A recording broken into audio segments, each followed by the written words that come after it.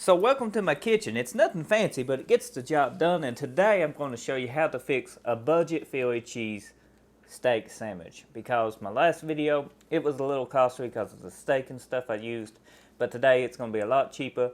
It's very budget in mind, and it's very tasty. And what we're going to be using is some of the same ingredients, but with a little bit of a twist. Instead of the steak I used in my last Philly cheese that's in the description below, we're going to be using, we're going to use these, but that ain't what it is. We're also going to use this. But, cube steak. It's $5.95. And the steak I used last time was like $20 some. So budget in mind. Oh, cheese too. Let's get started. So what you're going to need in this recipe is some provolone cheese. You can use mozzarella, any kind of cheese you like. This is your Philly cheesesteak. It's for you. Make it how you want it. Use this video as a reference. But this is what I'm going to be using today from Clover Valley. It's not super expensive. This is some French bread. And it's just $1 for this big old loaf of bread here. That's way over 12 inches. I mean, that's a handful. You also need, if you're going to toast your bread the way I'm about to do in the video, a stick of butter. You know, these are cheap too. You can buy them in a couple packs. The star of the show today is this cube steak. Now you can get it thicker, but the thinner the patty, the better. And as you can see, you can get 5 packs for $24.99 or just a pack of it for $5.95. That's what this costed, but I think it goes on weight and stuff because I've seen meat prices jump all around this year. It goes up and down. Also, you're going to need some onions and peppers. I went ahead and diced mine up. Just some green peppers, red peppers, and some onions. You know, just a mix of everything. I had some extra from a dinner I made. This is a budget in mind meal. So we can't forget the seasoning. We're going to be using some black pepper, some salt, some olive oil, also some red pepper, garlic powder, onion powder, some Worcestershire sauce, and the star of the show today is this Montreal steak seasoning. Extremely good stuff, guys. If you ain't tried it, pick it up, use it. Let me know in the comment section what you think about it. This is mind-blowing. It just, the flavor it creates with any kind of steak, hamburgers, anything, it's just delicious. I'm going to take my cube steak and I'm just going to chunk it up, just like so. It's very easy to do. You can do it by hand, no knife needed. You can fry this all in one piece if you wanted to, but for a Philly cheese, I think chunks is basically the way it should be cooked. So I'm going to go ahead and turn my stove on to about 3. I have no numbers, but I get an idea of where it's at. See, this is 4, so 3 will be right in here. So that's pretty much low setting on my stove. Depending on your stove will be different. So now I'm going to add some olive oil into this pan, and I just kind of eyeball it, because we're going to be frying the vegetables first. You don't want to go overkill with it, but I do like getting the whole bottom of my pan covered in olive oil. So I'm just going to scrape this into my pan, just like so. Very simple and easy to do. It smells so delicious, and when these get to cooking, it's going to be even more delicious. Whoops, dropped it in there. So now we're going to let it come up to temperature, and we're basically going to saute these. I think that's the fancy name for it. You cook them till they get soggy and till they get done. And that usually takes, I don't know, 7 to 10 minutes, depending on what temperature.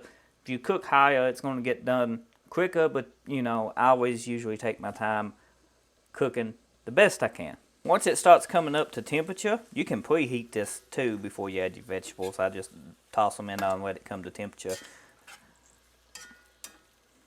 You want to basically just move them around and keep them from getting, you know, stuck and stuff when you're cooking, and make sure that olive oil gets all on these vegetables.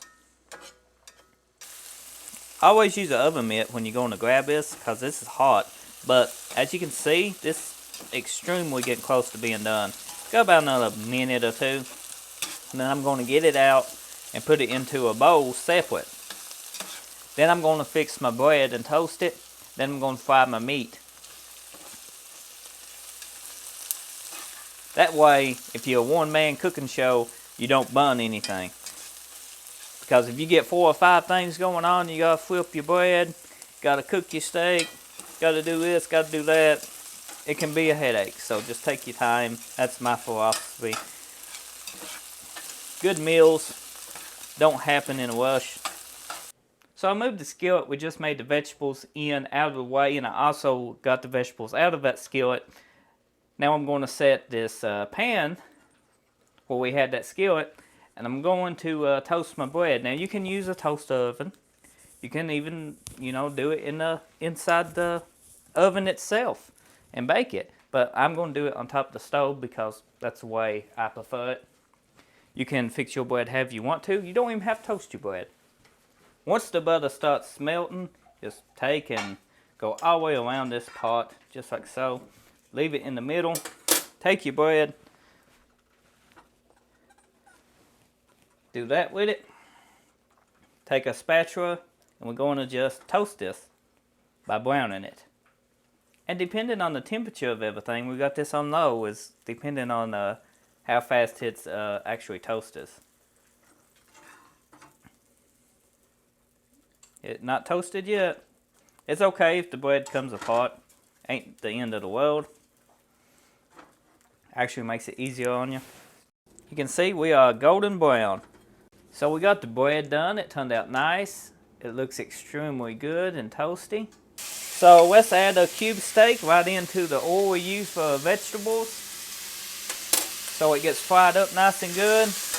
And as this is cooking, we're going to add the seasoning. A lot of people like to add the seasoning beforehand, but I usually just take my time and add it. Let's turn the stove back down to 3. I did turn it up a little bit for the toasted bread. I'm going to take some Worcestershire sauce and just add it all in here. Just apply a cube steak. Add some red pepper. There ain't no precise mass to this. It just depends on you. I like red peppers, so we're going to add a little bit while we keep stirring this. Let's add us some salt. Some black pepper.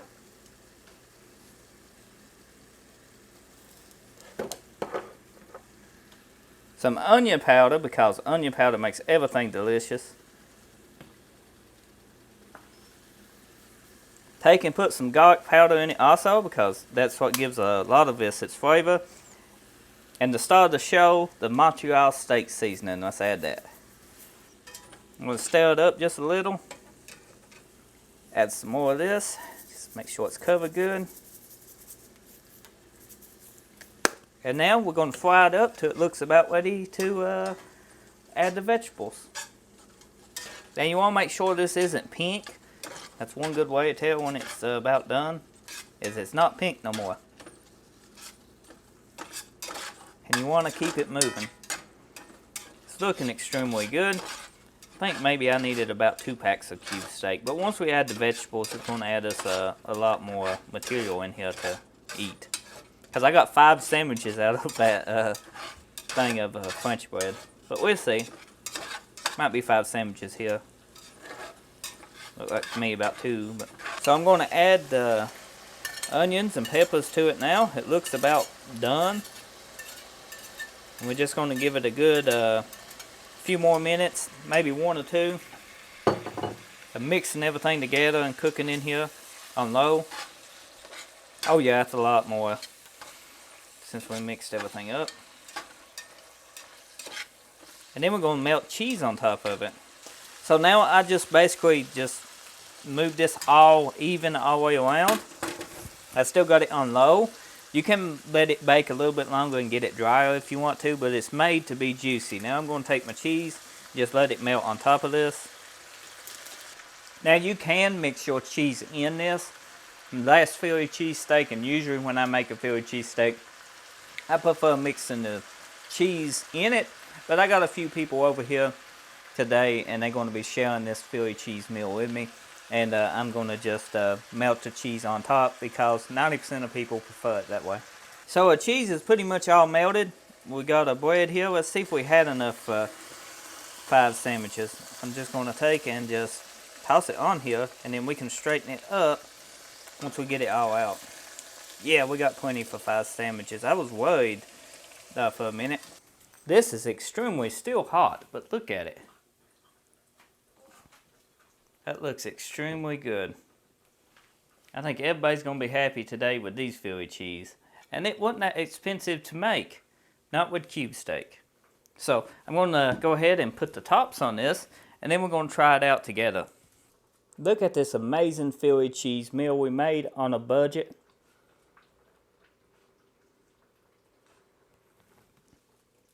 And it didn't take that long to do. It was simple, easy to fix, impress your friends, and and family if you ain't never cooked before and you seen this video. So this is still extremely hot. So we're going to give it some time to cool down, and we're going to separate these. I'm going to try one out personally. I know how it tastes. My mouth is done watering. But, you can't have a cooking video without a taste review at the end of it. So you ready for Philly cheese? Everybody's ready for Philly cheese. I am too. You are too, so keep watching. The thing about cube steak is it's still extremely juicy, especially if you add the Worcestershire sauce like I did and mix your seasoning in while it's cooking. A lot of people do seasoning before they cook it, but I prefer tossing it in when you cook it. That's just me. It's extremely juicy.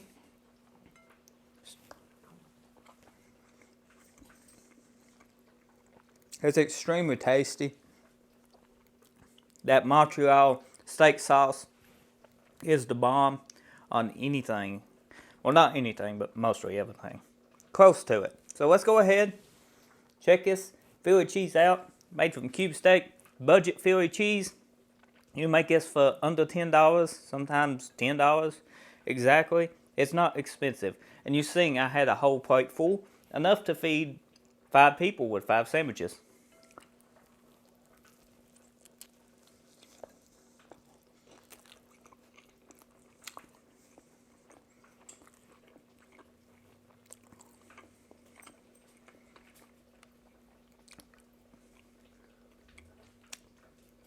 Philly cheese, always been my favorite type of sandwich. And I was so excited once I figured out how to make them myself. And found out what tastes best and what works for me. As if you cooking Philly cheeses, you find this recipe. You might experiment here and there, find out what's better to you. That's how recipes are made. This is just one of many ways to fix a Philly cheese. Use what you prefer in it. But this, I enjoy these, especially on a budget. They're extremely juicy. The French bread you can get at Walmart. So you can get the meat basically anywhere. Piggly Wiggly's, Save-A-Lot, Walmart's, Food City, places like that. Yep, you don't know if you hear them, but in the background they said Food City. So yeah, it's very easy to make this. It's very good. Everybody's eating. I'm going to finish eating now. It's extremely juicy. Cube steak is a lot juicier than the normal Philly cheeses.